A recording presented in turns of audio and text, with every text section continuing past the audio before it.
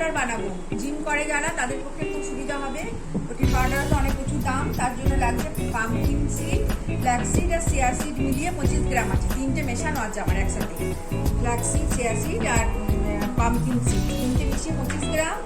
আর এটা 18 গ্রাম আছে, আর এটা 40 গ্রাম আলমন্ডটা, আর এটা হচ্ছে সয়াবিনের বড়ি, এটা 18 গ্রাম। আর এটা আখরোট, এটাও 20 গ্রাম 22 গ্রাম মতো আছে।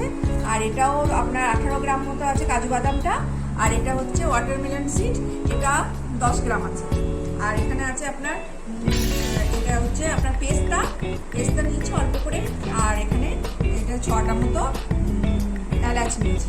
এগুলোকে আমি সব ড্রাই রোস্ট করে তারপরে মিক্সিতে বেটে তারপর আপনাকে দেখাচ্ছি। আমার এগুলো ড্রাই রোস্ট করা হয়ে গেছে, একদম হালকা, বেশি না, হালকা ড্রাই রোস্ট করেছি। এবার এটা আমি মিক্সিতে বাটবো। এই যে আমার ড্রাই রোস্ট করা হয়ে গেছে একদম। বেশি, খুব বেশি ড্রাই রোস্ট করবেন না, হালকা করে রোস্ট করবেন। বেশি মানে একবার মিক্সিতে ঘুরিয়ে নিলেই হয়ে যাবে। বেশি করলে বাদাম জাতীয় জিনিস আছে তো ভিজে ভিজে ভাব হয়ে যাবে। এই যে ঝুরঝুরে ভাবটা যেটা হয়েছে সেটা হবে না। তারপরে যারা একটু মিষ্টি মিষ্টি খেতে চান তারা একটু আমুল দুধ মিশিয়ে নেবেন।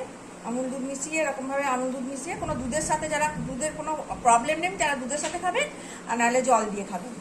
যারা মিষ্টি মিষ্টি খেতে চান তারা আমুল দুধ, নাহলে কোনো দরকার নেই। মিষ্টি মিষ্টি যারা খেতে চান এই 4 চামচ কি 3 চামচ তো আমুল দুধ মিশিয়ে এটা রেডি করে রেখে দেবেন।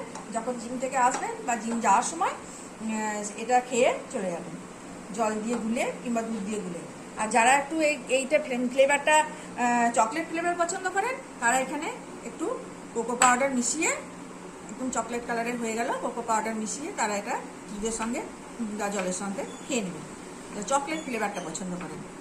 আর যারা এমনি মিষ্টি মিষ্টি পছন্দ করেন বা ভ্যানিলা ফ্লেভার তারা আমুল দুধ মিশিয়ে খাবেন।